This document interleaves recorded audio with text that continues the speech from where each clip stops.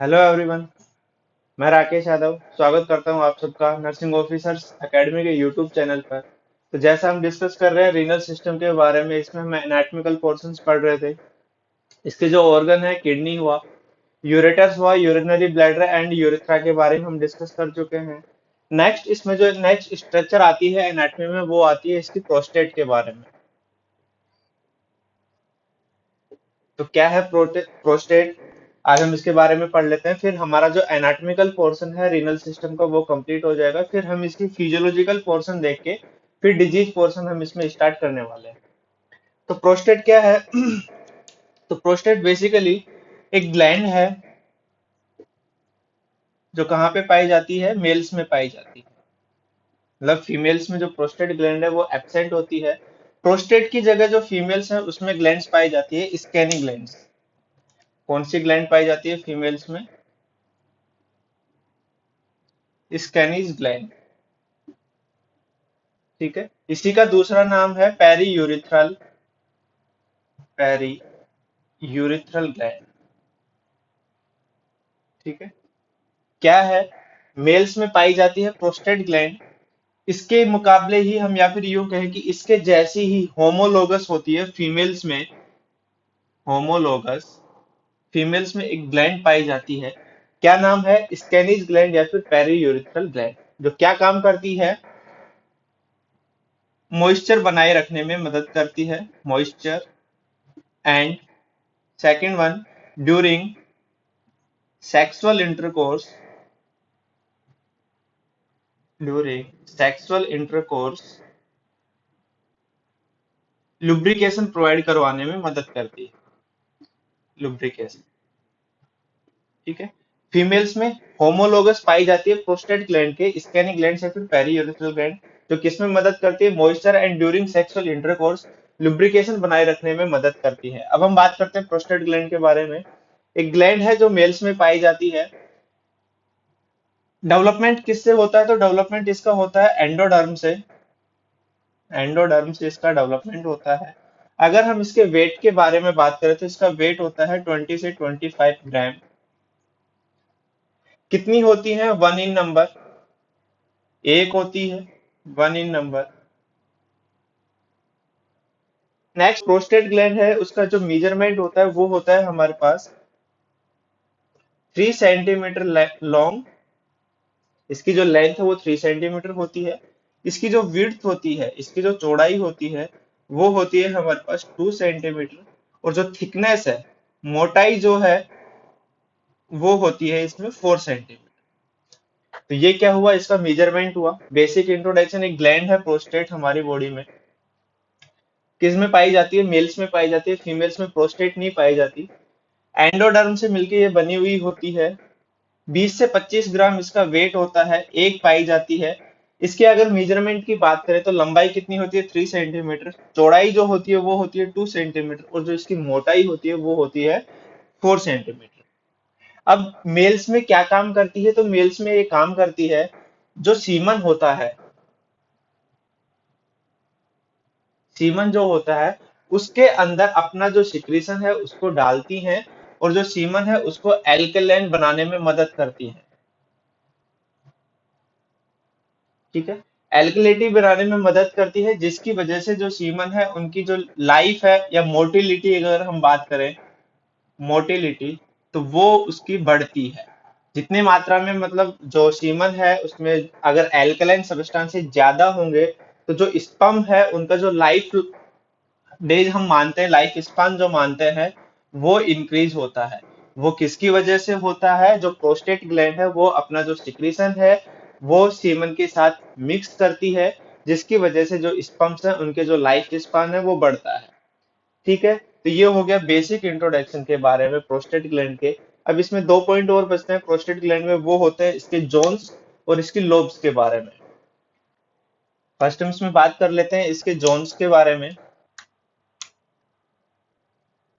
Zones of prostate, तो इसमें total 3 zone पाए जाते हैं। First, central zone.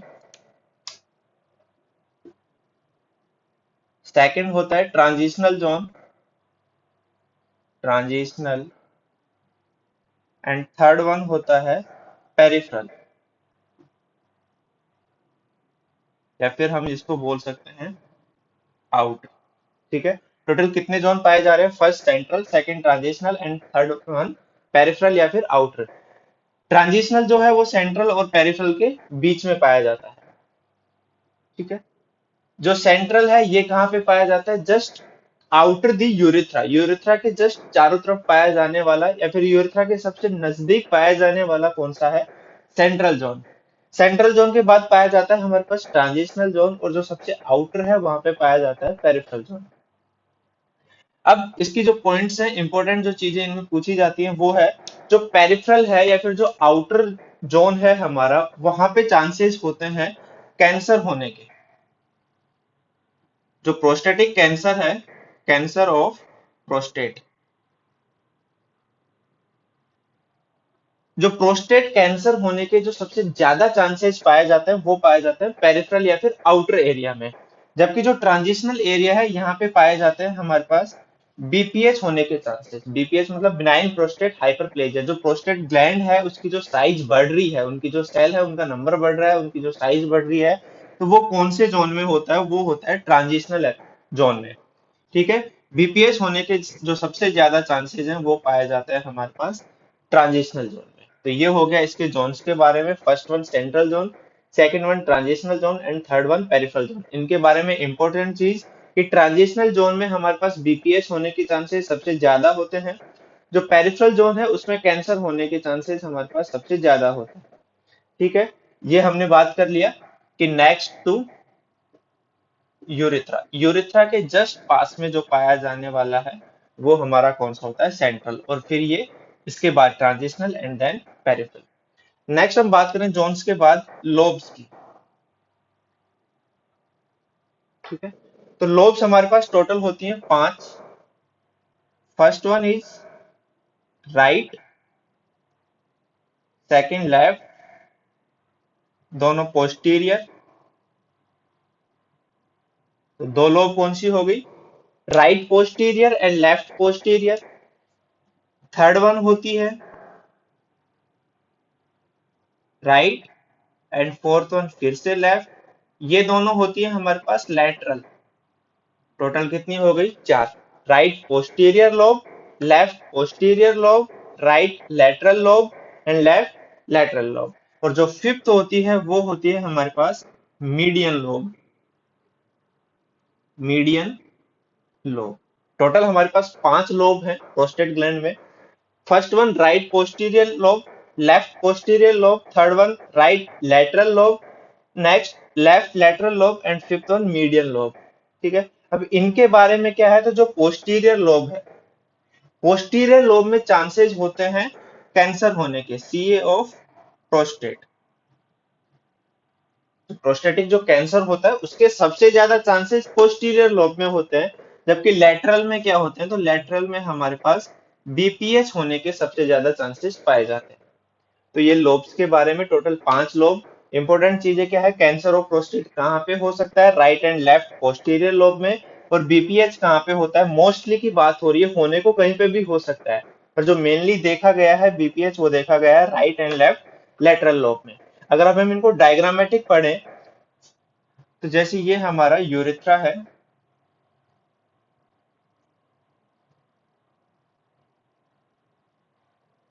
ये हमने यूरिथ्रा की स्ट्रक्चर बनाई है। यहाँ से हमारे पास इजैकुलेटरी डक्ट आती है। ये हमने यूरिथ्रा की स्ट्रक्चर जब पढ़ी थी तब हमने डिस्कस कर लिया था। ये पार्ट क्या है? ये हमारा इंटरनल यूरिथ्रल स्फिंक्टर, ये एक्सटर्नल यूरिथ्रल स्फिंक्टर। तो यहाँ पे हमारे पास इन दोनों के बीच में हमारी प्रोस्टेट ग्लैंड पाई जाती है, जो यूरिथ्रा के स्ट्रक्चर में भी हमने बात की थी। तो कहाँ पे होती है? हम इसका अगर डायग्रामेटिक देखें तो ये जो इसके जस्ट पास में बना रहा हूं मैं रेड कलर से, ये हमारा क्या है? इसका सेंट्रल जोन। ये हो गया इसका सेंट्रल जोन, जो यूरिथ्रा के जस्ट बिल्कुल पास में पाई जा रही है। देन हम इसके बारे में बात करें नेक्स्ट,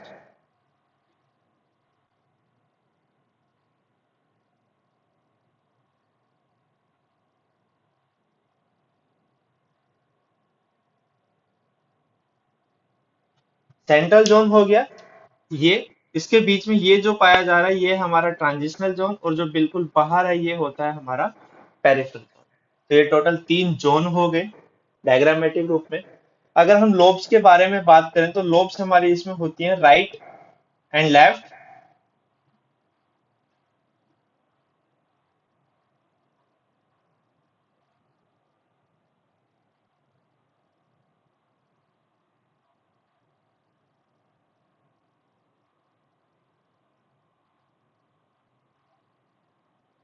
ठीक है, कौन कौन सी होती हैं देख लेते हैं इसमें।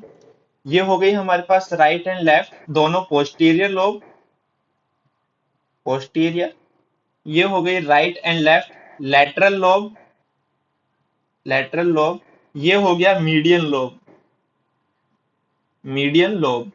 एंड जो बीच में है वो होता है हमारे पास यूरिथ्रा। तो जो यूरिथ्रा के जस्ट पास में पाया जा रहा है वो मीडियन लोब, उसके पीछे की तरफ पाए जाने वाली हमारे पास right and left posterior lobe, और यूरिथ्रा के साइड में पाई जाने वाली right and left lateral lobe.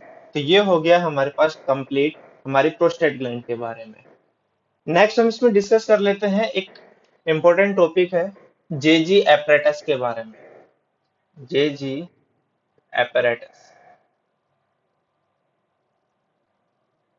क्या है, क्या काम करता है, उसके बारे में हम डिस्कस करेंगे। अगर इसके फुल फॉर्म की बात करें तो जक्स्टा ग्लोमेरुलर एपरेटस।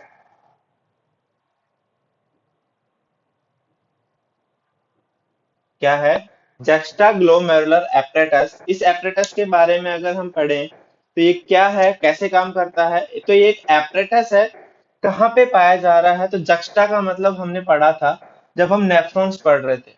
हमारे पास एक नेफ्रॉन आया था जस्टा मेडुलरी नेफ्रॉन, जिसमें हमने बात की थी कि मेडुला के जो जस्ट सामने इन फ्रंट ऑफ मेडुला करके हमने उसको डिस्क्राइब किया था। तो वैसे ही यहाँ पे जक्स्टा का मतलब हो गया इन फ्रंट, एंड ग्लोमेरुलर का मतलब हो गया ग्लोमेरुलस, ग्लोमेरुलस। तो एक ऐसा एपरेटस है, एक ऐसी स्ट्रक्चर है जो कहाँ पे पाई जा रही है, ग्लोमेरुलस के सामने पाई जा रही है, इन फ्रंट ऑफ ग्लोमेरुलस।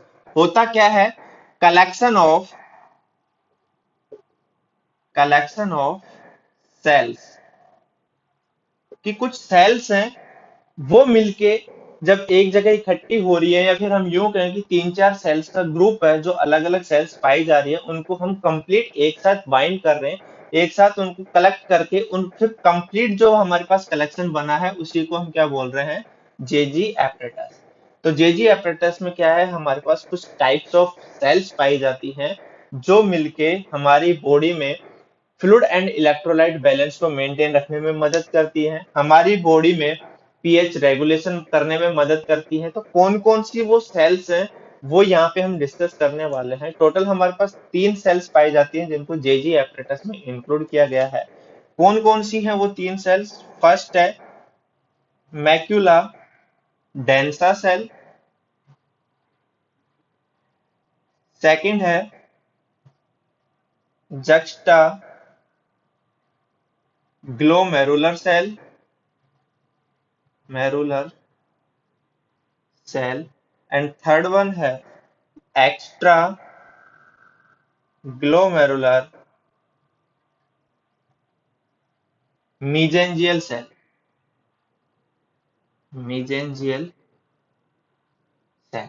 तो ये टोटल 3 टाइप ऑफ सेल्स हैं, इनके कलेक्शन को ही हम क्या बोल रहे हैं, जेजी एपरेटस। कौन कौन सी सेल है, macula densa cell, juxtaglomerular cell, and extraglomerular mesangial cell. अब ये जो तीनों सेल हैं वो क्या क्या काम करती हैं, कैसे काम करती है, उनके बारे में अब हम डिस्कस कर लेते हैं एक एक के बारे में। तो सबसे पहले हम डिस्कस करेंगे मैकुला डेंसा सेल्स के बारे में। Macula densa cell. तो सबसे पहले इन सेल्स के बारे में, इनकी लोकेशन कि कहाँ पे पाई जाती है। तो जो सेल्स हैं ये पाई जाती है इनिशियल पोर्शन ऑफ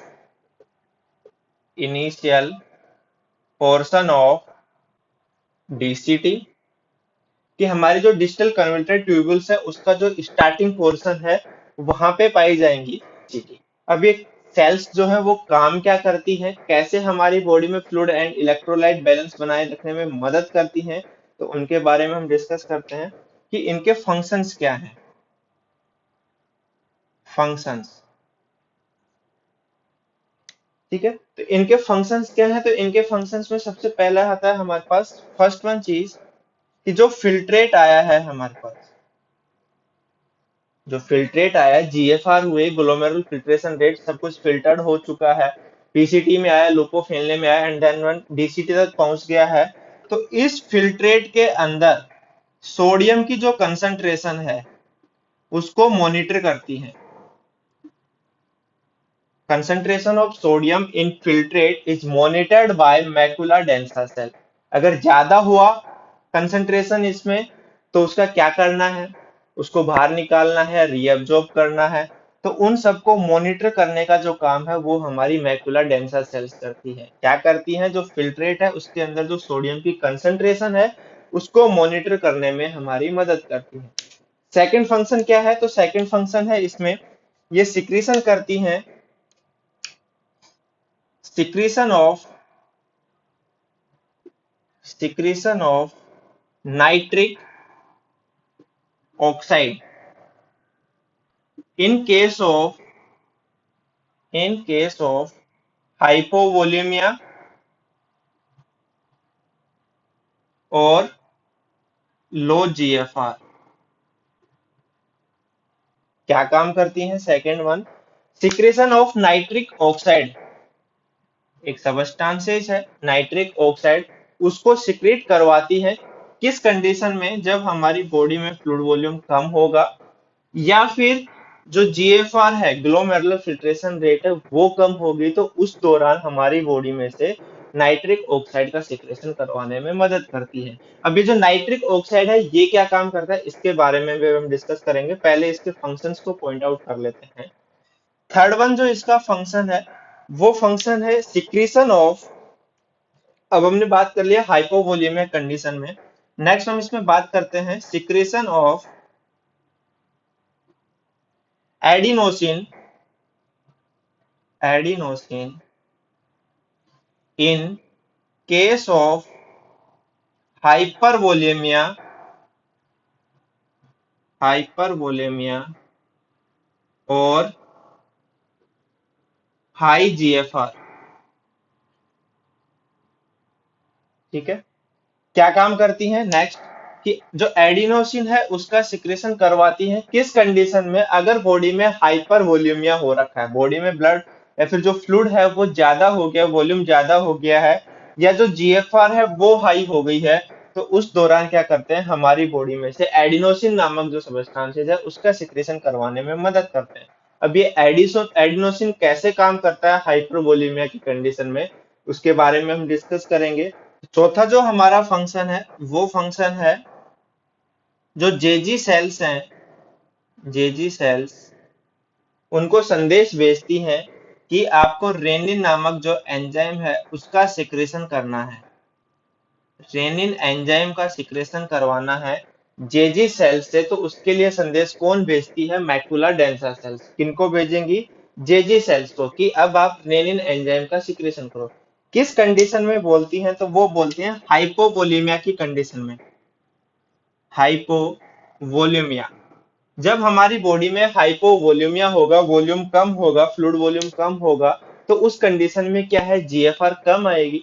जीएफआर कम आएगी तो जो मैकुला डेंसा सेल्स हैं वो क्या करती हैं, जो जेजी सेल्स हैं उनके पास संदेश भेजती हैं कि आप रेनिन एंजाइम का सिक्रेशन करो। रेनिन क्या करता है, तो जो हम रास सिस्टम पढ़ते हैं, रेनिन एंजियोटेंसिन कन्वर्टिंग जो एंजाइम है, जो सिस्टम है हमारा, उसमें हमारी मदद करता है, और जो हमारी बॉडी में हाइपोटेंशन हुआ है उसको ठीक करवाने में मदद करता है। तो इसके बारे में हम अभी डिस्कस करेंगे, बट यहाँ पे अभी इतना ही कि जो जेजी सेल्स हैं वो रेनिन एंजाइम को सिक्रेशन करवाती हैं किस कंडीशन में, हाइपोवोलेमिया। और ये इनको जो संदेश जो मिलता है वो कहाँ से मिलता है, मैकुला डेंसा सेल्स से। अब हम बात कर लेते हैं नाइट्रिक ऑक्साइड और एडिनोसिन के बारे में। तो जो नाइट्रिक ऑक्साइड है वो हम बात कर रहे हैं कि हाइपोवोलेमिया की कंडीशन में काम करता है, या फिर जब जीएफआर कम होती है तो उसके दौरान काम करता है। तो क्या काम करता है, जो नाइट्रिक ऑक्साइड है, जो नाइट्रिक ऑक्साइड है ये डायलेट करवा देता है, डायलेट करवाता है किसको, dilate afferent arterioles. arterioles जो एफरेंट आर्टीरियोल्स है उनको डायलेट करवा देता है। डायलेट करवाएगा तो क्या होगा कि हमारी बॉडी में बेशक फ्लूइड वॉल्यूम कम है, बट कुछ चीज ज्यादा बड़ी हो चुकी है, उसकी जो विड्थ थी वो ज्यादा होगी, डायलेट होगी, तो उसमें जो फ्लो है वो बढ़ जाएगा। अगर यहाँ पे फ्लो बढ़ा एफरेंट आर्टीरियोल्स में, तो इसकी वजह से क्या होगा, जीएफआर का अमाउंट भी हमें बढ़ा हुआ देखने को मिलेगा। क्लियर है? क्या हुआ, secretion of nitric oxide in case of hypovolaemia और लो जीएफआर। आपकी जो जीएफआर है वो कम हो चुकी है, किडनी है वो काम करना धीरे धीरे कम कर रही है, क्यों? क्योंकि उनके पास फ्लूइड वॉल्यूम नहीं आ रहा है। तो नाइट्रिक ऑक्साइड क्या काम करवाता है, जो एफरेंट आर्टीरियोल्स हैं जो किडनी तक ब्लड को लेके आती हैं, उनको डायलेट करवा देता है। डायलेट करवाने की वजह से क्या है, वहां पे जो ब्लड फ्लो है वो बढ़ जाएगा, जिसकी वजह से जीएफआर क्या होती है, बढ़ जाती है। अब ऐसे ही हम बात करें कि सिक्रेशन ऑफ एडिनोसिन, तो एडिनोसिन क्या काम करवाता है, इसका जस्ट ऑपोजिट। एफरंट आर्टीरियोल्स हैं उनको क्या करवा देगा, कॉन्ट्रैक्ट। अभी हमने बात किया कि इसका जस्ट ऑपोजिट, कॉन्स्ट्रिक्ट करवा देगा। एफरेंट आर्टीरियल्स कॉन्स्ट्रिक्ट हो गई, ब्लड वॉल्यूम उसमें कम आएगा, ब्लड वॉल्यूम कम आएगा तो फिल्ट्रेट भी कम होगा, और जो हमारी जीएफआर बड़ी है वो क्या हो जाएगी, जो जीएफआर बढ़ी हुई है हमारी, उसका रिजल्ट क्या देखने को मिलेगा कि अब हमारी जीएफआर कम हो गई। क्लियर है? तो ये क्या काम करता है, एडिनोसिन। एडिनोसिन समझ में आया? चार हमने फंक्शन पढ़े हैं मैक्युला डेंसा सेल्स के। फर्स्ट वन, जो फिल्ट्रेट है उसमें सोडियम कंसंट्रेशन को मॉनिटर करता है। नेक्स्ट वन, नाइट्रिक ऑक्साइड का सिक्रेशन करवाता है लो जीएफआर की कंडीशन में। नाइट्रिक ऑक्साइड कैसे काम करता है, एफरेंट आर्टीरियल्स को डायलेट करवा के। नेक्स्ट फंक्शन हमने पढ़ा कि एडिनोसिन का सिक्रेशन करवाता है हाई जीएफआर की कंडीशन में। तो एडिनोसिन कैसे करवाता है, जो एफरेंट आर्टीरियल्स है उनको कॉन्स्ट्रिक्ट कर देगा, और जो बढ़ी हुई जीएफआर है वो कम हो जाएगी। एंड चौथा फंक्शन क्या काम करती है, जेजी सेल्स को संदेश भेजती है हाइपोवोलेमिया की कंडीशन में कि आपको रेनिन नाम का एंजाइम जो है उसका सिक्रेशन करवाना है। तो ये हो गई हमारी first type of cell, macula densa cell, किसमें, जेजी एप्रेटस में। तो हमने चार फंक्शंस पढ़ लिए हैं। अब हम पढ़ते हैं रास सिस्टम के बारे में। ठीक है, तीनों फंक्शंस में हमने देख लिया था कि नाइट्रिक ऑक्साइड कैसे काम कर रहा है, एडिनोसिन कैसे काम कर रहा है। अब हम रेनिन का काम भी समझ लेते हैं कि कैसे काम करता है। तो इसकी जो फुल फॉर्म अगर हम देखें तो फुल फॉर्म होती है renin angiotensinogen, angiotensinogen aldosterone system. ठीक है, तो कौन कौन से सबस्टांस इस सिस्टम में काम करते हैं? फर्स्ट वन, रेनिन काम करेगा आपका, रेनिन काम करता है। सेकंड, एंजियोटेंसिनोजन काम करता है, और थर्ड वन एल्डोस्टेरोन काम करता है। अब कहाँ कहाँ से आते हैं उनके बारे में हम देखते हैं। रेनिन कहाँ से आया, जेजी सेल से। एंजियोटेंसिनोजन क्या है, एक प्रोटीन है, एक प्रोटीन है जो कहाँ से आता है, लीवर से। हमारा जो लीवर है वो सिक्रेट करता है एक प्रोटीन एंजियोटेंसिनोजन के नाम से। और जो एल्डोस्टेरोन है वो हमारे पास आता है एड्रिनल कोर्टेक्स। ठीक है, तो इन तीनों का मिलके एक सिस्टम बना हुआ है हमारी बॉडी में, जो हमारी बॉडी में फ्लूइड वॉल्यूम जो होता है उसको मेंटेन करने में मदद करते हैं, जो हमारा ब्लड प्रेशर है उसको मॉनिटर करते हैं, उसको मेंटेन रखने में हमारी बॉडी में मदद करते हैं, होम्योस्टेसिस बनाए रखने में मदद करते हैं। कैसे काम करता है, तो जो रेनिन है ये इस प्रोटीन के साथ मिलके, एंजियोटेंसिनोजन, इसके साथ मिलके एंजियोटेंसिनोजन को एंजियोटेंसिन में बदलता है, एंजियोटेंसिन फर्स्ट में कन्वर्ट कर देता है। अब जो एंजियोटेंसिन फर्स्ट है ये कन्वर्ट हो जाता है एंजियोटेंसिन सेकंड में, एंजियोटेंसिन सेकंड में कन्वर्ट हो जाता है। किसकी वजह से कन्वर्ट होता है, तो यहाँ पे हमारे पास एंजियोटेंसिनोजन, एंजियोटेंसिनोजन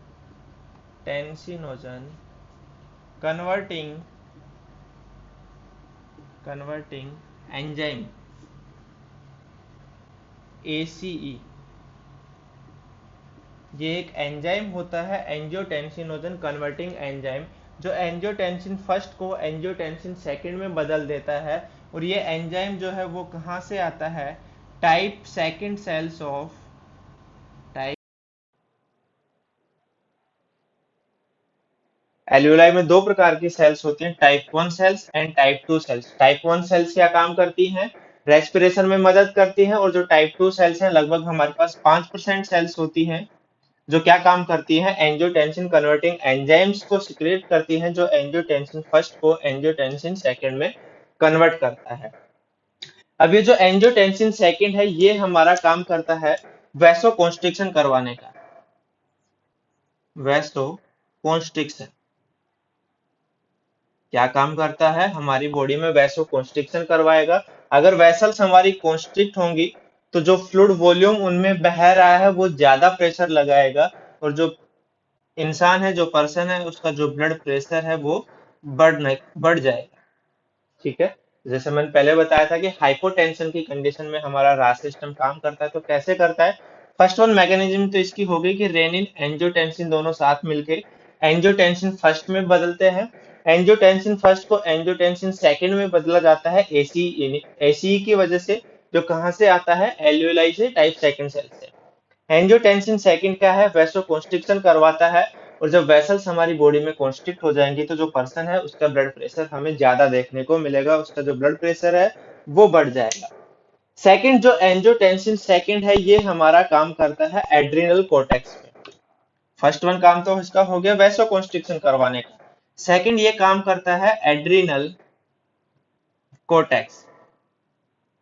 और जो एड्रिनल कोर्टेक्स है, इसकी जो जोना ग्लोमेरुलस लेयर है उस पे काम करता है। जोना ग्लोमेरुलर लेयर वहां पे काम करता है, जहां से हमारा ये जो हम बात कर रहे थे एल्डोस्टेरोन की, ये सीक्रेट होता है, एल्डोस्टेरोन। ठीक है। क्या हुआ? एंजियोटेंसिन सेकंड एक काम तो इसका हो गया, कंप्लीट हो गया, कि वेसल्स को कॉन्स्ट्रिक्ट करवा दिया और जो पर्सन था उसकी बीपी को बढ़वा दिया है, हाइपोटेंशन की कंडीशन ठीक हो चुकी है। सेकंड इसके पैरेलल क्या काम करता है? एंजियोटेंसिन सेकंड एड्रिनल कोर्टेक्स पे वर्क करता है, और जो उसकी जोना ग्लोमेरुलर लेयर है उस पे काम करके एल्डोस्टेरोन को निकलवाने में मदद करता है। अब ये जो एल्डोस्टेरोन है ये क्या काम करता है? तो एल्डोस्टेरोन आके वर्क करता है डीसीटी पे, डिजिटल कन्वोल्यूटेड ट्यूबुल्स, जहां से क्या काम करता है? सोडियम एंड वाटर इसके रीएब्जॉर्प्शन को बढ़ा देता है, रीएब्जॉर्प्शन इंक्रीज। क्या काम किया? एल्डोस्टेरोन ने डीसीटी पे आके काम करता है, उसके जो रिसेप्टर्स हैं वो डीसीटी में पाए जाते हैं, और डीसीटी पे आके क्या काम करवाता है कि जो सोडियम और जो वाटर है उसके रीएब्जॉर्प्शन को बढ़ा देगा। अब अगर हमारे पास बॉडी में वापस से सोडियम जाएगा, वापस से बॉडी में वाटर जाएगा, तो फ्लूइड वॉल्यूम बढ़ने वाला है, जिसकी वजह से जो हाइपोटेंशन था वो ठीक हो जाएगा। अगर सोडियम और वाटर का रीएब्जॉर्प्शन हुआ, इसकी वजह से क्या होगा?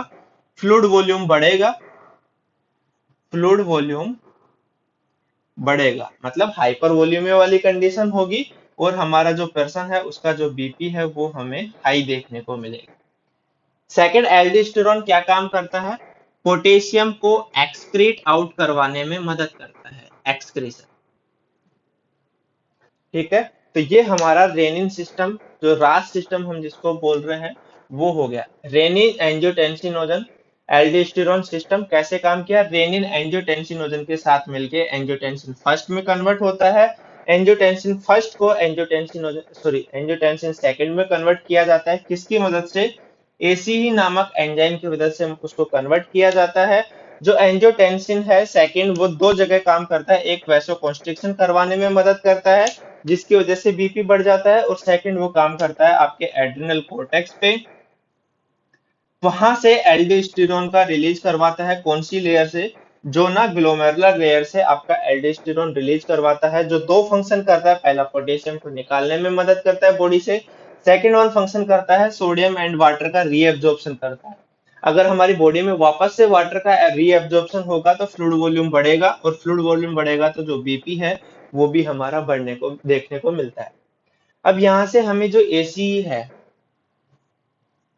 ये हम काम लेते हैं, यूज आता है हमारा हाइपरटेंशन की कंडीशन में। जब हम मेडिसिन देते हैं तो एक क्लासिफिकेशन हम वहां पे पढ़ते हैं, एसीई इनहिबिटर्स।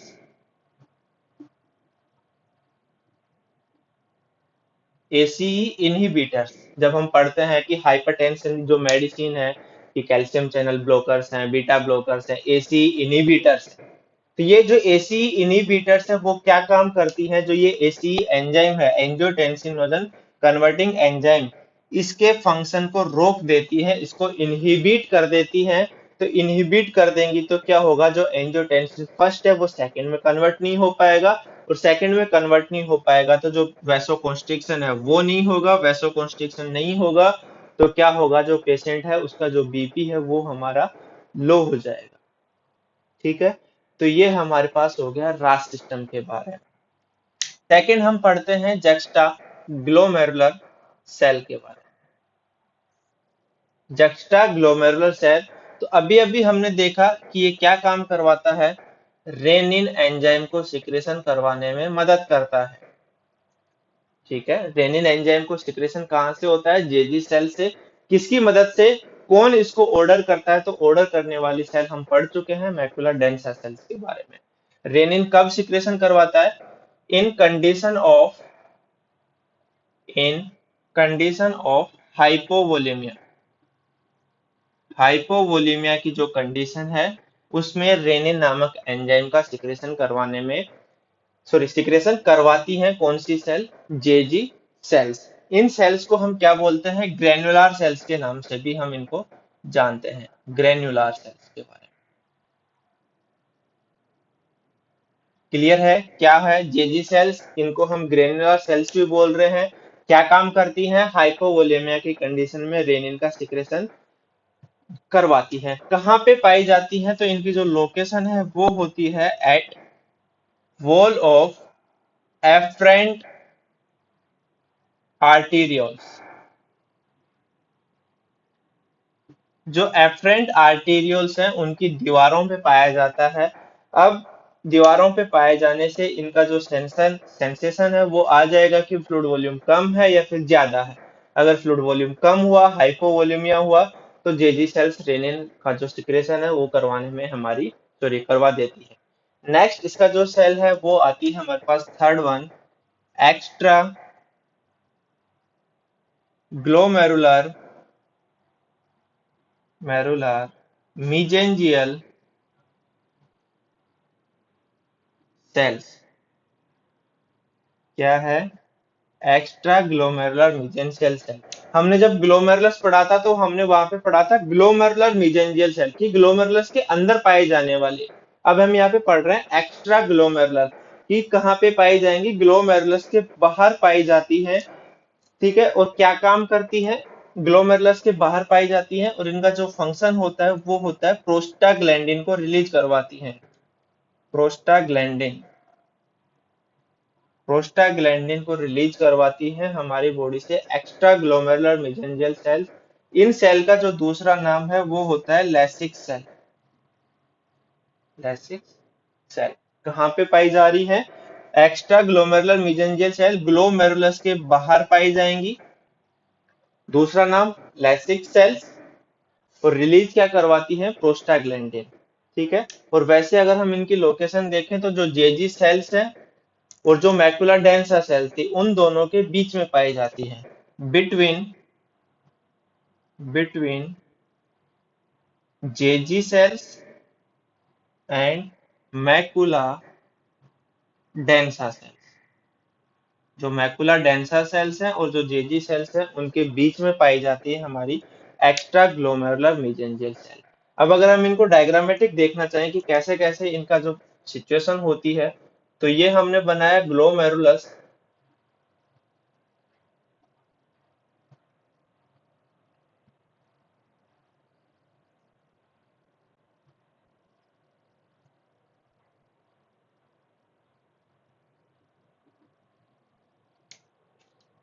यहाँ पे हमारी डीसीटी, तो ये जो है डीसीटी का इनिशियल पोर्शन और जो थिन असेंडिंग सेगमेंट है उसका एंड पोर्शन, तो यहाँ पे हमारी कौन सी सेल्स पाई जाती है? Macula densa cell, cell number 1। Next one चीज हम बात कर रहे हैं, यहाँ पे हम बना रहे हैं arterioles, afferent arterioles and efferent arterioles.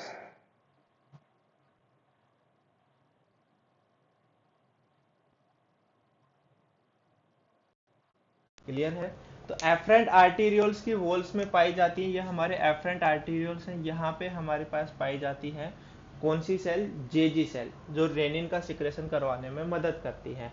ये हो गया हमारे पास कंप्लीट ग्लोमेरुलस। और इस ग्लोमेरुलस पे यहाँ पे हमने देखा था कि मीजेंजियल सेल्स अंदर पाई जा रही थी, जबकि जो बाहर है ग्लोमेरुलस के वहां पे हमारे पास पाई जाती है extraglomerular mesangial cells, macula densa and JG के बीच में। और वैसे देखें तो कहाँ पे होगी? ग्लोमेरुलस के जस्ट बाहर की तरफ जो सेल्स पाई जाती हैं वो होती है एक्स्ट्रा ग्लोमेरुलर मीजेंजियल सेल।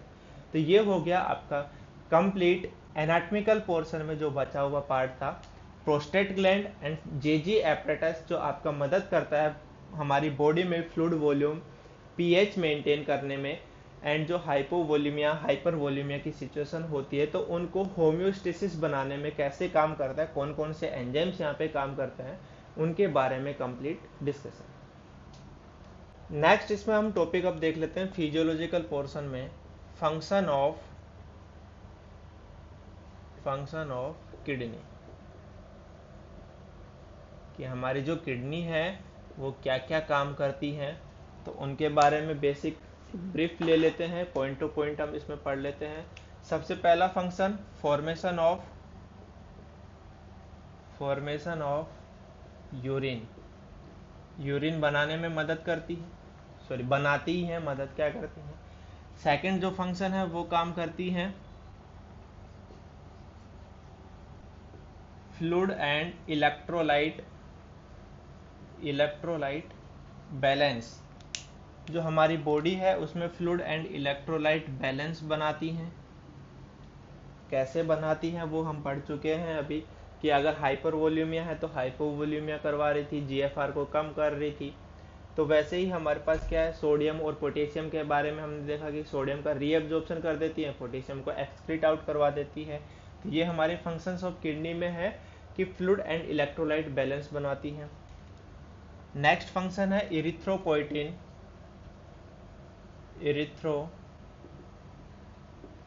पोइटिन जो हमारे ब्लड सेल्स बनवाने में, जो आरबीसी है उनके फॉर्मेशन में मदद करती है।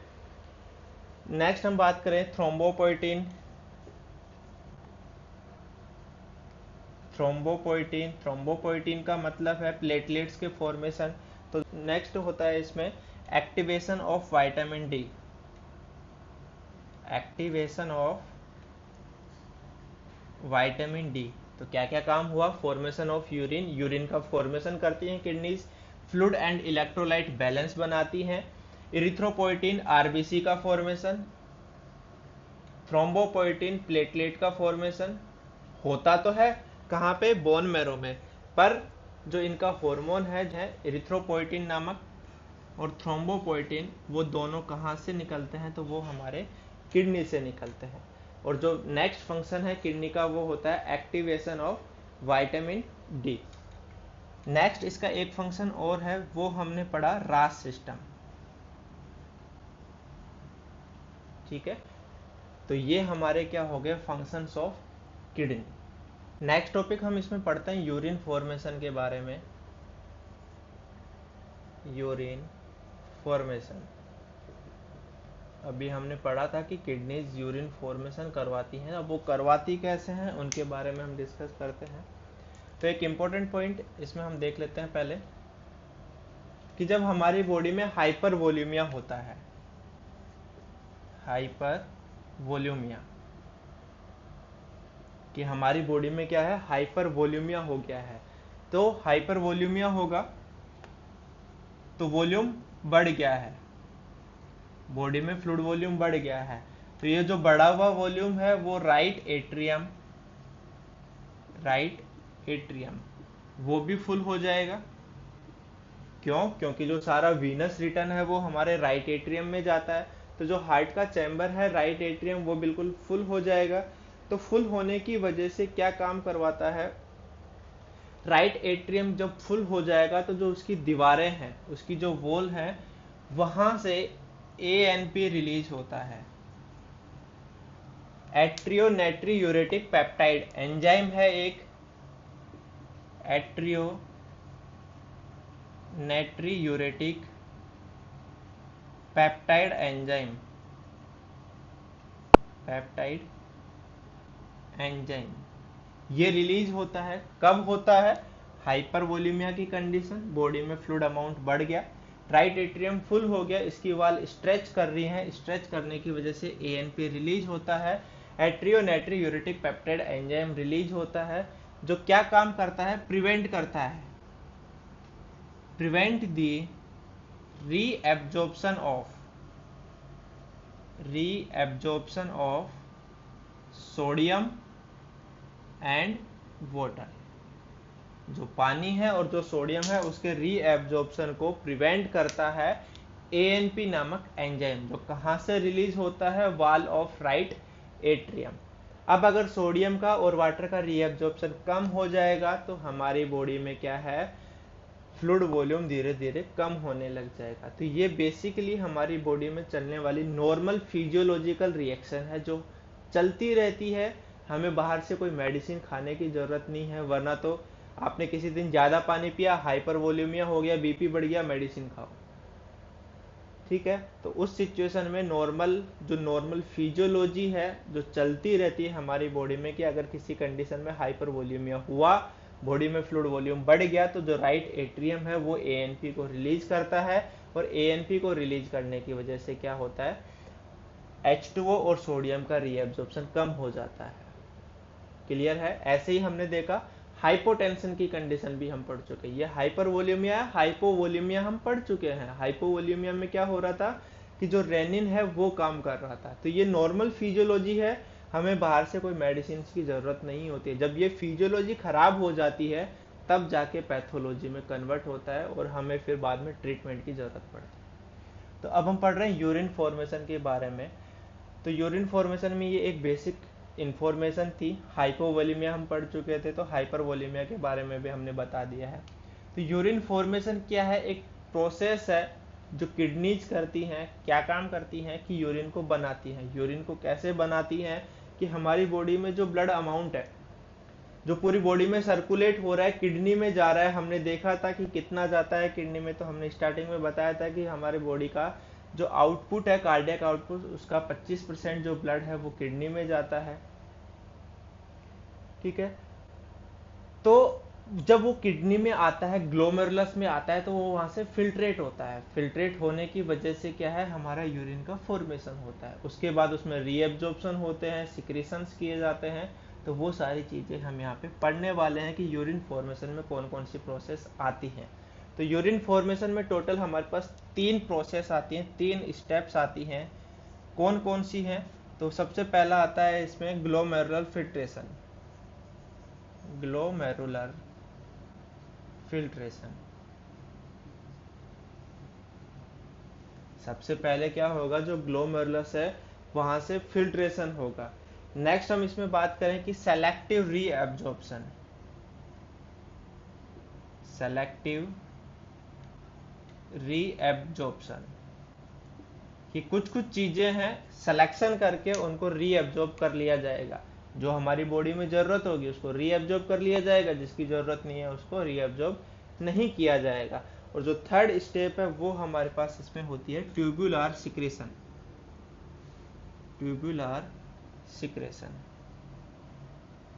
कि जो कलेक्टिंग डक्ट है, जो DCT है, वो हमारी जो यूरिन है जब इसमें आता है फिल्ट्रेट, उसमें कुछ सिक्रेशंस डालती है। वो सिक्रेशंस क्या होते हैं तो उनके बारे में भी हम डिस्कस करेंगे। तो टोटल 3 स्टेप्स होती हैं यूरिन फॉर्मेशन में। ग्लोमेरुलर फिल्ट्रेशन, इसको हम अल्ट्रा फिल्ट्रेशन भी बोलते हैं, अल्ट्रा फिल्ट्रेशन। सेकंड हो गया selective reabsorption and third one tubular secretion. अब इनके बारे में हम एक एक के बारे में पढ़ लेते हैं, तीनों स्टेप्स के बारे में। तो फर्स्ट पॉइंट हम इसमें पढ़ लेते हैं अल्ट्रा फिल्ट्रेशन के बारे में। अल्ट्रा फिल्ट्रेशन, अल्ट्रा फिल्ट्रेशन क्या है? तो हमने बात किया कि जो एफरेंट आर्टीरियोल हैं वो वॉल्यूम को लेके आती है, ब्लड को लेके आती है किडनी में। तो जब लेके आती है तो जो एफरेंट आर्टीरियोल है वहां पे प्रेशर क्या होता है? हाई प्रेशर, हाई प्रेशर होता है एफरेंट आर्टीरियोल। और जो ग्लोमेरुलस है वहां पे हमारे पास होता है प्रेशर कम, क्योंकि अभी वहां पे कुछ भी प्रेजेंट नहीं है, बाहर से हमारे पास फ्लो आ रहा है, ये इकट्ठा होने की जगह है ग्लोमेरुलर। तो ग्लोमेरुलर में जैसे ही आएगा, पाइप से अगर कोई पानी हम गिरा रहे हैं तो पाइप में ज्यादा प्रेशर होगा, और जो ग्लोमेरुलस है वहां पे हमारे पास क्या है? स्पेस पाया जा रहा है, तो वहां पे प्रेशर कम होता है। तो हाई प्रेशर से लो प्रेशर होने की वजह से वो फिल्ट्रेट होता है। और भी इसमें सेकंड चीज हम बात करें कि फिल्ट्रेशन किसके थ्रू होता है, तो सेमी परमेबियल मेम्ब्रेन होती है, सेमी परमिएबल मेम्ब्रेन पाई जाती है, उसके थ्रू अल्ट्रा फिल्ट्रेशन होता है। क्लियर है? पहली चीज तो अल्ट्रा फिल्ट्रेशन क्यों होता है? High pressure in efferent arterioles and low pressure in glomerulus, उसकी वजह से। सेकंड, जो सेमी परमेबल मेम्ब्रेन है उसके द्वारा हमारे पास अल्ट्रा फिल्ट्रेशन होता है। नेक्स्ट हम इसमें बात करें कि जो डायमीटर होता है, जो एफरेंट आर्टेरियल्स हैं उनका जो डायमीटर है वो ज्यादा होता है इफ्रेंट की तुलना में। ये हम नेफ्रॉन में भी पढ़ चुके हैं कि एफरेंट का जो डायमीटर है वो ज्यादा होता है इफ्रेंट की तुलना में। अब यहां से ब्लड ज्यादा आया है, आगे जाने के लिए रास्ता कम है, छोटा है, ये इफ्रेंट आर्टीरियल से, ये एफरेंट है। ज्यादा मात्रा में ब्लड लेके आ रही है, ग्लोमेरुलस में लेके आई है, बट बाहर निकलने का रास्ता कम है, छोटा है। तो यहाँ पे जो बच गया है वो कहाँ जाएगा? फिल्ट्रेट हो जाएगा। ठीक है, तो ये कुछ मैकेनिज्म है जिनकी वजह से हमारा अल्ट्रा फिल्ट्रेशन होता है। क्यों होता है? पहला, एफरेंट आर्टीरियल्स में प्रेशर ज्यादा होता है ग्लोमेरुलस की तुलना में। सेकेंड चीज, सेमी परमेबल मेम्ब्रेन पाई जाती है यहाँ पे, जो फिल्ट्रेशन करवाने में मदद करती है। थर्ड वन चीज, जो एफरेंट आर्टीरियल्स है उनका डायमीटर ज्यादा होता है इफरेंट आर्टीरियल्स की तुलना में। तो जो ब्लड वॉल्यूम आया है, जितना आया है हमारे पास, वो सारा का सारा इफरेंट में ना जा पाता है। तो नहीं जा पाएगा तो जो ग्लोमेरुलस है वहां से क्या हो जाएगा? फिल्ट्रेशन हो जाएगा। अब हम बात करें कि यहाँ पे कुछ प्रेशर्स जो हैं वो प्रेशर पाए जाते हैं। तो कौन कौन से प्रेशर हैं जिनकी मदद से फिल्ट्रेशन होता है? तो इसमें सबसे पहला होता है हमारे पास हाइड्रोस्टेटिक प्रेशर। हाइड्रोस्टेटिक प्रेशर, ये जो हाइड्रोस्टेटिक प्रेशर है ये कितना होता है और कहाँ से लगता है? तो जो हाइड्रोस्टेटिक प्रेशर होता है वो होता है हमारे पास 55 mm ऑफ Hg। पहली चीज, हाइड्रोस्टेटिक प्रेशर कितना होता है? 55 mm ऑफ Hg। और लगता कहाँ से है? जो ग्लोमेरुलर कैपिलरीज हैं, ग्लोमेरुलर कैपिलरीज,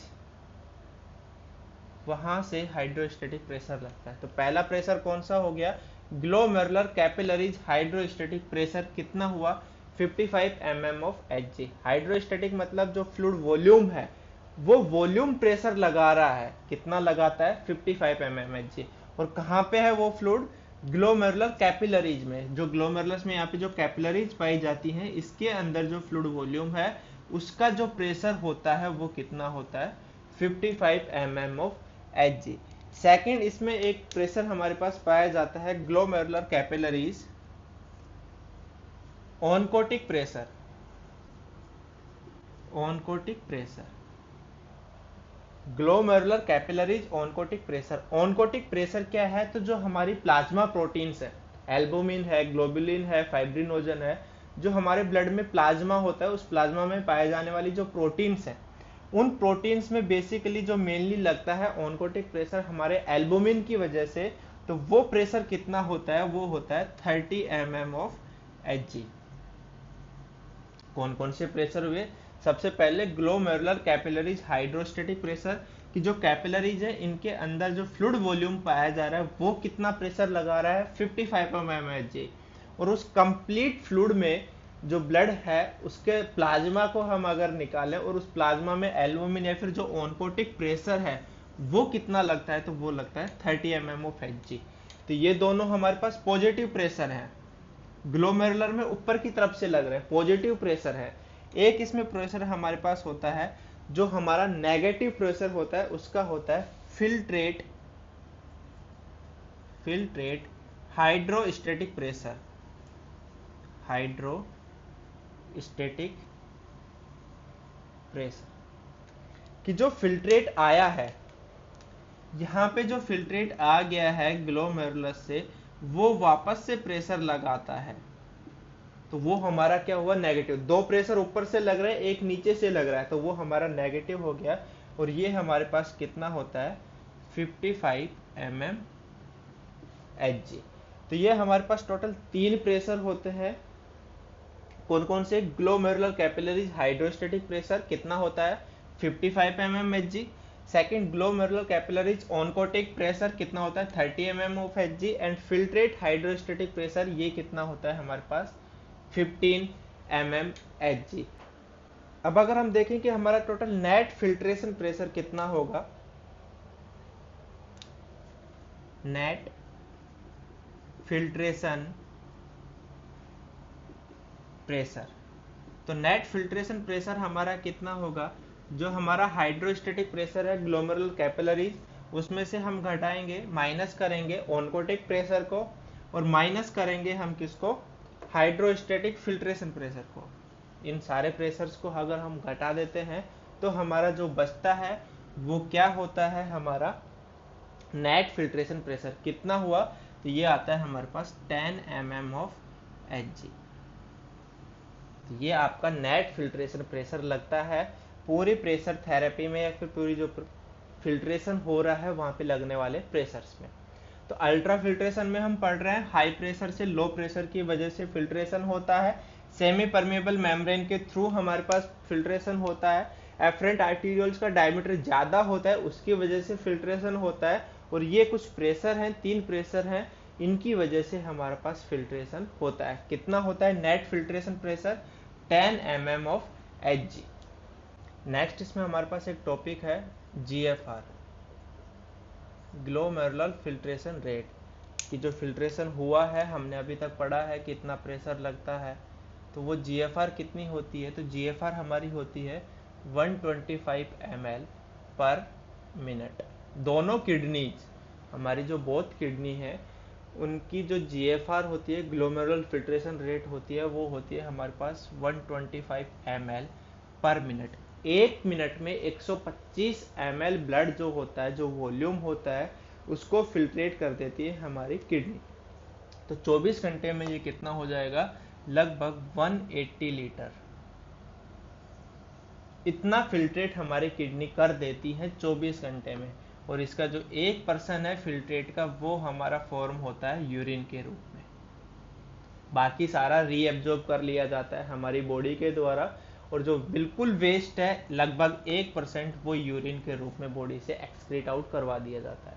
तो GFR कितनी हुई, 125 ml पर मिनट, और अगर 24 आवर्स की देखें तो 180 लीटर पर 24 आवर्स, और इसका 1% क्या है, यूरिन के रूप में एक्सक्रीट आउट कर दिया जाता है। ये GFR हमारी बोथ किडनीज की है। नेक्स्ट हम बात करें कि GFR जो है फिल्ट्रेशन हुआ, उस फिल्ट्रेशन में क्या क्या इंक्लूड नहीं होता है, कांट फिल्टर्ड, क्या क्या फिल्टर्ड नहीं होता है, तो RBC, WBC, प्लेटलेट्स, या फिर हम यूं कहें कि हमारी जो ब्लड सेल्स हैं वो फिल्टर्ड नहीं होती है। पेनिसिलिन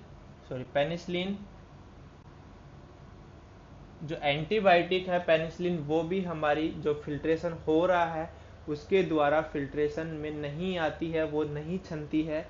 इसके अलावा हमारी जो प्लाज्मा प्रोटीन्स हैं, अभी हमने नाम बताए थे, एल्बुमिन, ग्लोबुलिन एंड फाइब्रिनोजन, ये जो हमारी प्लाज्मा प्रोटीन्स हैं ये भी फिल्टर्ड नहीं होती हैं। और पेनिसिलिन के साथ एक ड्रग और है जो फिल्ट्रेट नहीं होती है, उसका नाम है एस्पिरिन। क्लियर है? तो ये क्या है, जीएफआर में जो फिल्टर्ड नहीं होते हैं क्या क्या, blood cells, plasma protein, penicillin and aspirin, इसके अलावा जो भी हैं वो सारे हमारे फिल्टर्ड हो जाते हैं। तो फिल्ट्रेशन में क्या क्या कंपोजिशन होता है, अगर उसके बारे में हम बात करें तो कंपोजिशन हमारे पास यहाँ पे होता है, सोडियम है, पोटेशियम है, मैग्नीशियम है। ठीक है, तो क्या क्या होता है इसका जो कंपोजिशन वो हम देखें। कंपोजिशन कि जो फिल्ट्रेशन है उसमें क्या क्या कंपोजिशन होता है, तो कंपोजिशन में हमारे पास होता है सोडियम, यानी कि जो भी इलेक्ट्रोलाइट है हमारे वो सब इसमें फिल्ट्रेशन में आ जाते हैं। उसके अलावा एमिनो एसिड्स हैं, एमिनो एसिड्स हैं, वाटर सोल्यूबल वाइटामिन्स हैं, वाटर सोल्यूबल वाइटामिन्स हैं, कुछ हमारी जो ड्रग्स हैं हम बात करते हैं सारी ड्रग्स के बारे में कि उनका एक्सक्रीशन किडनी करती है, ड्रग्स का एक्सक्रीशन किडनी करती है, तो सारी ड्रग्स आ जाती है। तो ये क्या है, हमारे कंपोजिशन की हम बात कर रहे हैं। तो हमारा जो जीएफआर है, जो फिल्ट्रेशन आया है, उसका कंपोजिशन में इलेक्ट्रोलाइट्स हो गए, एमिनो एसिड्स हो गया, वाटर सॉल्युबल वाइटामिन हो गए, और जो हमारी ड्रग्स हैं वो इनमें इंक्लूड हो जाती है। तो ये हो गया हमारे फर्स्ट अल्ट्रा फिल्ट्रेशन में कौन कौन से प्रेशर काम करते हैं, कितनी जीएफआर होती है, नेट फिल्ट्रेशन प्रेशर कितना होता है, और उस फिल्ट्रेशन में कंपोजिशन क्या क्या होता है। कंपोजिशन में इसमें आप और ऐड कर सकते हो जो हमारे एंजाइम्स हैं, जो हॉर्मोन्स हैं जो अपना काम कर चुके हैं, अब हमारी बॉडी से उनको निकालना है, या फिर ज़्यादा अमाउंट में सिक्रेशन हो गया था उनका, हमारी बॉडी में एक्सेस में है, तो वो सारे क्या है, बाइकार्बोनेट है। तो जो भी हमारी बॉडी में वेस्ट है वो सब यूरिन के थ्रू हमारी बॉडी से बाहर निकाल दिया जाता है, except RBC, WBC, platelet, blood cells, albumin, globulin, fibrinogen, plasma proteins, penicillin and aspirin. तो इन सब का क्या है, फिल्ट्रेशन में नहीं आते हैं। तो इनका कैसे क्या होता है वो हम आगे डिस्कस करेंगे कि जो आरबीसी, डब्ल्यूबीसी, प्लेटलेट्स है वो सब एफरेंट आर्टीरियल्स में आगे चली जाती है आगे सप्लाई करने के लिए। ठीक है, प्लाज्मा प्रोटीन भी हमारी बॉडी में चाहिए होता है। तो ये हो गया हमारे पास फर्स्ट स्टेप अल्ट्रा फिल्ट्रेशन के बारे में। अब हम नेक्स्ट स्टेप की बात करते हैं, सेकंड जो हमने पढ़ा था सेलेक्टिव रीअब्जॉर्प्शन के बारे में। सेलेक्टिव रीअब्जॉर्प्शन के बारे में हमने फर्स्ट अल्ट्रा फिल्ट्रेशन पढ़ लिया है। सेकंड हम पॉइंट हम इसमें पढ़ने जा रहे हैं सेलेक्टिव रीअब्जॉर्प्शन के बारे में। तो सेलेक्टिव रीअब्जॉर्प्शन का मतलब है कि जो रीनल ट्यूब्यूल्स हैं, रीनल ट्यूब्यूल्स जो हमारे पीसीटी है, डीसीटी है, लूप ऑफ हेनले है, वहां से सबस्टांसेज का पेरिट्यूब्युलर कैपिलरीज, पेरिट्यूब्युलर कैपिलरीज और वासा रेक्टा, हमने ये बात दोनों की बात कर ली है कि पेरिट्यूबुलर कैपिलरीज क्या है और वैसा रेक्टा क्या है, दोनों के बारे में हम नॉन टू है। तो सेलेक्टिव रीअब्जॉर्प्शन में क्या होता है कि PCT, DCT, loop of Henle से जो भी सबस्टांसेज हैं उनका वापस से हमारी ब्लड सप्लाई में मिक्स होना। तो हमारे जो फिल्ट्रेशन आया है पीसीटी, डीसीटी और लूप ऑफ हेनले में आ चुका है, उसमें जो सबस्टांसेस हमारी बॉडी को चाहिए उनको वापस से हमारी बॉडी के अंदर ले लिया जाए सर्कुलेशन में, पेरिट्यूबुलर कैपिलरीज एंड वैसा रेक्टा में, तो वो हमारा क्या कहलाता है, सेलेक्टिव रीएब्जॉर्प्शन। जो रीएब्जॉर्प्शन है ये दो प्रकार से होता है हमारे पास, active reabsorption and passive reabsorption. Active का मतलब एटीपी की रिक्वायरमेंट होती है, जो भी हमारे ट्रांसपोर्टिंग चैनल्स हैं जैसे कि सोडियम पोटेशियम चैनल है, इन दोनों का जब एक्सचेंज होता है तो हमारी बॉडी को एटीपी की रिक्वायरमेंट होती है दोनों को एक्सक्रीट आउट करने में या रीअब्जॉर्ब करने में। एंड पैसिव का मतलब होता है जहाँ एटीपी की रिक्वायरमेंट नहीं होती, हाई कंसेंट्रेशन से लो कंसेंट्रेशन की तरफ ऑटोमेटिकली सब्सटेंसेस चले जाते हैं, तो वो क्या होता है, पैसिव रीएब्जॉर्प्शन। अब जो पैसिव रीएब्जॉर्प्शन है वो किन किन का होता है, तो जो पैसिव रीएब्जॉर्प्शन है वो हमारा होता है यूरिया, वाटर, क्लोराइड, इन सब में क्या है, हमें एटीपी की जरूरत नहीं होता है, हायर कंसंट्रेशन से लोअर कंसंट्रेशन की तरफ ये सारे सब्सटेंसेस ऑटोमेटिक चले जाते हैं। जबकि जो भी चैनल्स के थ्रू होता है, जो ट्रांसपोर्टिंग चैनल्स है कि सोडियम का चैनल है, कैल्शियम चैनल है, पोटेशियम चैनल है, उन सब के द्वारा जब सबस्टांसेस का आदान प्रदान होता है, रीएब्जॉर्प्शन होता है, तो वो हमारा क्या होता है, एक्टिव रीएब्जॉर्प्शन। अब ये जो रीएब्जॉर्प्शन है ये हर जगह अलग अलग होता है। कहाँ कहाँ पे होता है? सबसे पहले हमारा पीसीटी में होता है, सेकंड वन फिर होता है हमारे लुपोफेनले में, एंड देन होता है हमारे पास डीसीटी में। तो यहाँ हमारे पास क्या है, रीएब्जॉर्प्शन की प्रोसेस होती है। पीसीटी में सबसे ज्यादा रीएब्जॉर्प्शन होता है, अराउंड 65%। सबसे ज्यादा जो मैक्सिमम रीएब्जॉर्प्शन होता है वो होता है पीसीटी में, कितना होता है, 65%। लोपोफेनले यहाँ पे हमारे पास रीएब्जॉर्प्शन होता है 15 से 20%। ठीक है, हम पढ़ रहे हैं रीअब्जॉर्प्शन रीनल ट्यूबुल्स में, पीसीटी में सबसे ज्यादा 65%, लोपोफेनले में हमारे पास होता है 15 से 20%, और जो डीसीटी है यहाँ पे भी हमारे पास होता है 15 से 20% रीअब्जॉर्प्शन होता है। तो जो मैक्सिमम रीअब्जॉर्प्शन होता है वो कहाँ होता है, पीसीटी में। पीसीटी में भी जो मैक्सिमम है हमारे पास सोडियम का, वो होता है 65%, कि मैक्सिमम रीअब्जॉर्प्शन ऑफ सोडियम वो कहाँ होगा, 65% हमारा पीसीटी में होता है। जो बाइकार्बोनेट आयंस हैं उनका भी मैक्सिमम रीएब्जॉर्प्शन कहाँ पे होता है, पीसीटी में, और वो कितना होता है, 60% रीएब्जॉर्प्शन बाइकार्बोनेट का कहाँ हो जाता है, पीसीटी में। सोडियम का लगभग 65% रीएब्जॉर्प्शन कहाँ हो जाता है, पीसीटी में, और पीसीटी में कंप्लीट रीएब्जॉर्प्शन कितना होता है, 65%। उसके अलावा हम बात करें कि पीसीटी में जो ग्लूकोज है, एमिनो एसिड्स हैं, जो वाइटामिन है, ग्लूकोज हुआ, एमिनो एसिड्स एंड वाइटामिन, इनका 100% रीएब्जॉर्प्शन आपके पीसीटी में हो जाता है। तो पीसीटी में टोटल फिल्ट्रेट का कितना होता है, 65%।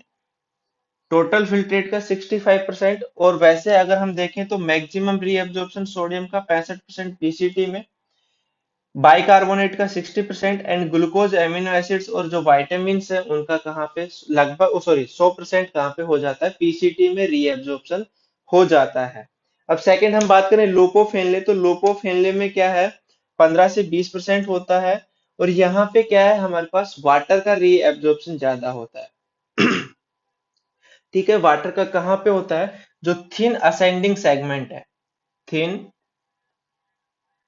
असेंडिंग सेगमेंट, यहाँ पे वाटर का रीएब्जॉर्प्शन होता है। लोपोफिनले में हम बात कर रहे हैं कि थिन असेंडिंग जो सेगमेंट है वहां पे वाटर का रीएब्जॉर्प्शन होता है।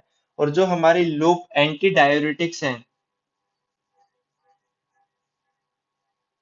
डायूरेटिक्स, वो हमारे इसी पे आके काम करती हैं, और हमारी जो बॉडी है उसके क्या काम करवाती है, यहाँ से हमारे पास वाटर का रीएब्जॉर्प्शन हो रहा है, बट अगर हम डायोरेटिक्स देंगे तो वो क्या काम करेंगे, वाटर के रीएब्जॉर्प्शन को रोक देंगे, और हमारी बॉडी से यूरिन को ज्यादा मात्रा में पास आउट करवाने के लिए रेस्पॉन्सिबल होती है। तो वो कहाँ पे आके काम करती हैं, लूप ऑफ हेनले पे आके काम करती हैं, जहाँ पे हमारे पास वाटर का रीएब्जॉर्प्शन ज्यादा हो रहा है।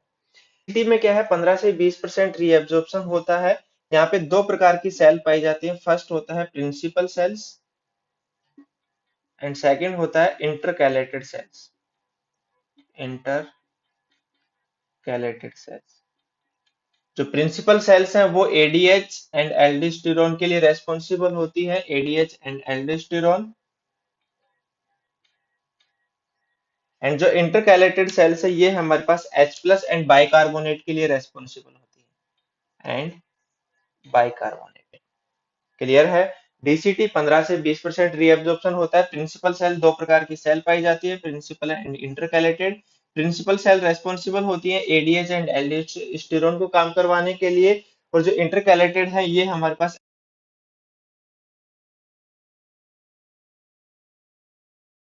नेक्स्ट हम इसमें बात करें कलेक्टिंग डक्ट्स। जो कलेक्टिंग डक्ट्स हैं, कलेक्टिंग डक्ट्स, यहाँ से हमारे पास वाटर का रीअब्जॉर्प्शन होता है according to body need. Reabsorption होता है on demand of body, on demand, जितनी हमारी बॉडी को जरूरत होती है उसके हिसाब से कलेक्टिंग डक्ट से वाटर का रीअब्जॉर्प्शन हो जाता है।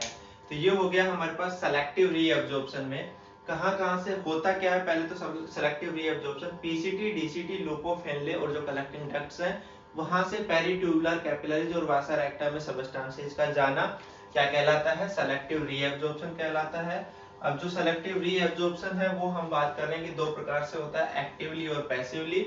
एक्टिवली में एटीपी की रिक्वायरमेंट होती है, जो ट्रांसपोर्टिंग चैनल्स होते हैं उनके लिए रेस्पॉन्सिबल होता है। पैसिव में हमारे पास एटीपी की रिक्वायरमेंट नहीं होते हैं, हायर कंसंट्रेशन से लोअर कंसंट्रेशन की तरफ चला जाता है। फिर हम बात कर रहे हैं कि कहाँ कहाँ पे होता है, PCT, loop of Henle, DCT और जो कलेक्टिंग डक्ट है वहां से होता है सिर्फ ऑन डिमांड। अगर बॉडी को जरूरत है तो वाटर को रीअब्सॉर्ब कर लिया जाएगा, अगर जरूरत है नहीं है तो नहीं किया जाएगा। पीसीटी यहाँ पे सबसे मैक्सिमम अमाउंट में रीअब्सॉर्प्शन होता है 65%, लूप ऑफ हेनले में 15 से 20 और डीसीटी में 15 से 20% रीअब्सॉर्प्शन होता है। पीसीटी जो है वहां पे maximum amount of sodium, maximum amount of bicarbonate and 100% of glucose, amino acid and vitamin का रीअब्सॉर्प्शन हो जाता है। सोडियम का 65%, बाइकार्बोनेट का 60% और ग्लूकोज, एमिनो एसिड्स और विटामिन का 100%। लूप ऑफ हेनले में थिन असेंडिंग जो सेगमेंट है वहां से इम्परमेबल वाटर का रीअब्सॉर्प्शन होता है और जो लूप डाययूरेटिक्स है वो यहीं पे आके काम करती है। डीसीटी में दो प्रकार की cells, principal cells and intercalated cells. Principal cells ADH and aldosterone के लिए रेस्पॉन्सिबल है। Intercalated cells sodium H+ and bicarbonate ions के रीअब्सॉर्प्शन में मदद करती है। तो ये हो गया हमारे पास selective reabsorption. Next and last हम इसमें डिस्कस कर लेते हैं ट्यूबुलर सिक्रेशन के बारे में। प्रोसेस हमारी ट्यूबुलर सिक्रेशन।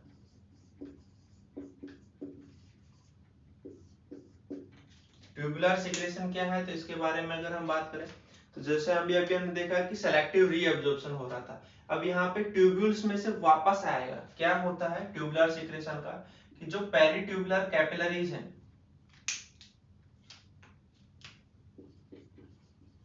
जो पेरिट्यूबुलर कैपिलरीज और वैसा रेक्टा है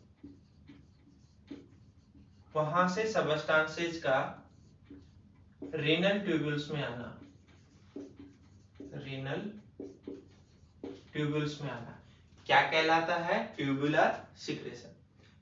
सेलेक्टिव रीअब्सॉर्प्शन में उल्टा था, रीनल ट्यूब्यूल से ब्लड वेसल्स में जा रहा था, जबकि ट्यूबुलर सिक्रेशन में क्या है कि जो ब्लड वेसल्स हैं वहां से हमारे पास रीनल ट्यूब्यूल्स में आता है। क्या क्या आते हैं, कौन कौन से सबस्टांसेज हैं, तो जो हमने पहले बात की थी कि कौन कौन से फिल्ट्रेशन में कंपोजिशन नहीं आ रहे थे, तो वो सारे यहाँ से हमारे पास बॉडी से आउट किए जाते हैं, बॉडी से बाहर निकाले जाते हैं। तो कौन कौन से यहाँ पे हैं जो हमारी बॉडी से बाहर निकाले जाते हैं, तो उसमें आता है आपकी ड्रग एस्पिरिन, पेनिसिलिन, ठीक है। जो ड्रग्स हमने देखा था वहां पे कि ये दोनों ड्रग्स फिल्ट्रेट नहीं आई है, ठीक है, तो उन दोनों ड्रग्स को ट्यूबुलर सिक्रेशन के द्वारा हमारी बॉडी से निकाल दिया जाता है।